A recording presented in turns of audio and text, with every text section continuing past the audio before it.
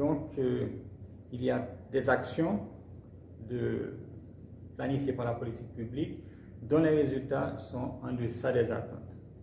On en a vu 2, il y en a 3 autres qui sont directement compréhensibles.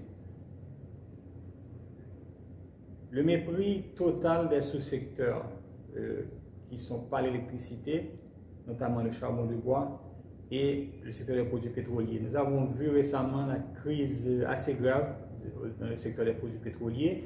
Eh bien, vous comprendrez qu'il n'y a pas une régulation ordonnée de ce secteur-là, du début, la planification des achats à la vente, au détail du stockage dans différents endroits du pays, etc. Il n'y a pas une organisation de ce secteur-là. Et l'une des raisons, c'est que le grand public, tout comme les élus et les responsables publics, ne se rendent pas compte que c'est un secteur de l'énergie qu'il faut traiter avec le même effort et le même engagement que le secteur de l'électricité. Et c'est la même chose pour le secteur du bois de feu et du charbon de bois. Il y a un mythe qui veut que le charbon de bois soit mauvais pour Haïti. Ce n'est pas nécessairement vrai. Il faut bien comprendre dans quel contexte on a établi cela. C'est un contexte où on a accusé le charbon de bois, en fait, l'usage du charbon de bois, d'être à la base du déboisement. Dans la réalité, les statistiques ne montrent pas ceci exactement. Il y a une grande partie du déboisement qui est liée à la déforestation, qui est liée à l'agriculture, donc au défrichage pour l'agriculture. Il y a d'autres parties qui sont liées à la production de bois d'œuvre, de bois pour la construction, de bois pour les meubles, etc. Et donc il y a autre chose. Cependant, il n'est pas nécessairement possible de remplacer tout l'usage. J'avais mentionné peut-être que c'est 80% de toute l'énergie en Haïti qui est consommée sous forme de bois et de bois de feu et de charbon de bois. Et donc, c'est une grosse partie de l'énergie et il n'est pas possible du jour au lendemain de transformer toute cette partie-là d'une énergie localement produite à une énergie qu'il faudra importer sous forme de propane ou bien d'autres combustibles. Donc, le fait que ce soit une énergie locale, c'est un avantage. Le fait que ce soit une énergie qui n'est pas pratique d'utilisation, c'est un désavantage. Et donc, il faut, disons, trouver le meilleur équilibre. Et ceci, il est possible de le faire uniquement si on prend au sérieux ce secteur-là et qu'on fasse une analyse, une régulation et une mise en œuvre d'un ensemble de dispositions concernant le secteur. Donc, ces deux secteurs-là n'étant pas pris suffisamment au sérieux avec des politiques publiques, un système de régulation et une gestion saine, cela donne des résultats négatifs. Le déficit également de la communication publique est convaincante dans le secteur de l'énergie. Notamment, il y a, vous le savez bien, une communication publique dans le secteur de l'énergie à travers, par exemple, des annonces de l'EDH, à travers des conférences de presse, des rares conférences de presse de membres du gouvernement traitant d'un sujet, par exemple, de la crise des produits pétroliers ou bien d'un autre lié à l'énergie. Eh bien, tout ça sous la forme de la communication publique en faveur du secteur. Cependant, il faut normalement une communication publique permanente, planifiée, avec des objectifs clairs et un travail au niveau de la qualité de la production. Je ne parle pas seulement de la qualité technique, mais surtout des objectifs psychologiques qui sont visés. Notamment, il faut être convaincant. Je prends l'exemple de la campagne anti-tabagisme, par exemple, de certains pays.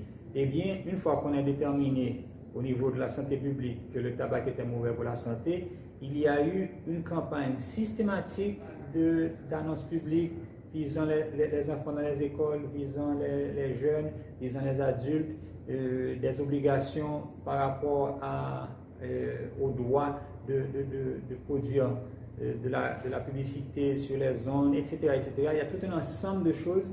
Eh bien, une fois qu'on est convaincu de l'importance de la communication publique, à ce moment-là, on met en œuvre les éléments qu'il faut pour avoir une communication publique permanente, convaincante.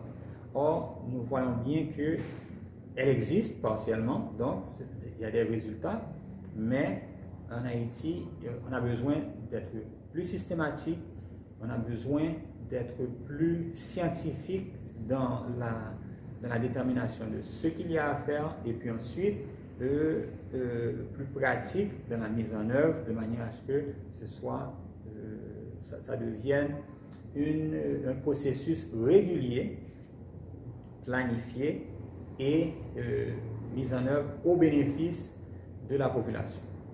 Le dernier point d'action qui a donné des résultats, mais en deçà des attentes, c'est l'ensemble du personnel formé et expérimenté dans le secteur de l'énergie.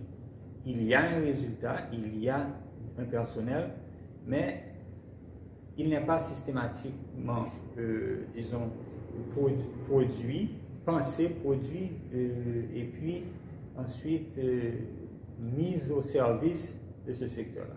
Donc, en énergie, n'oubliez pas qu'on a parlé du bois de feu, du charbon de bois. Il faut des gens dont la spécialité, c'est ce secteur-là au niveau énergétique.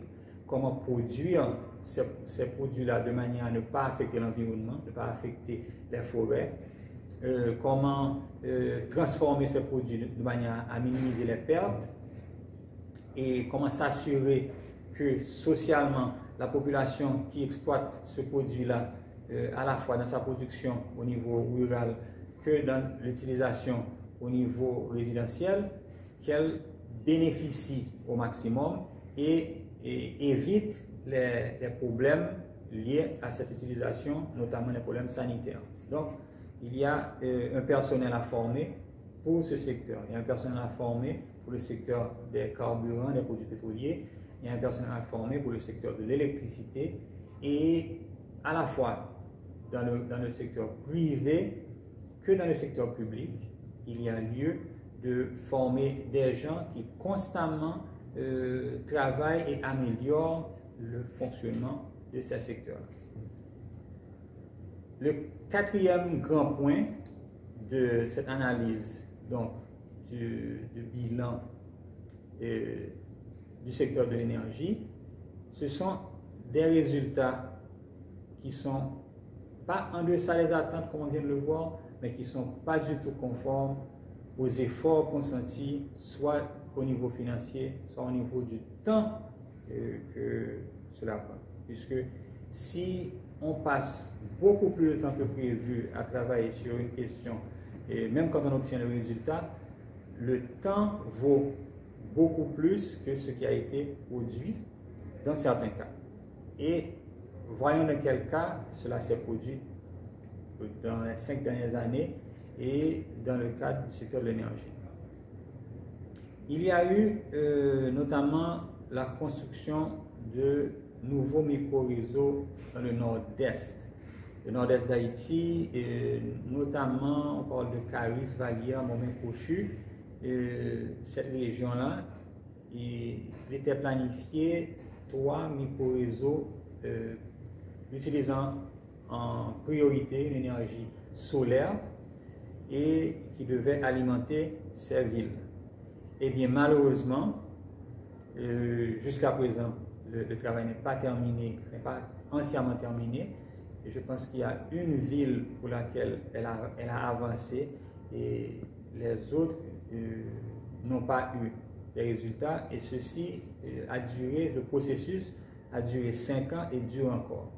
Donc, pour vous donner une ordre de grandeur, il est possible de construire un micro-réseau à énergie solaire pour une petite ville, une commune, comme cela a été fait à Les Anglais, à Tiburon, au Coteau ou bien dans le nord-ouest à Ségora, eh bien, dans ces cas-là, cela a pris de 6 mois à 1 an et demi, disons 18 mois. Donc, si c'est possible de le faire en 18 mois et qu'en 5 ans on n'a pas terminé, même si on va obtenir les résultats, puisque ça continue d'avancer, mais malheureusement, ces résultats ne sont pas conformes au temps et à l'argent qui ont été consentis.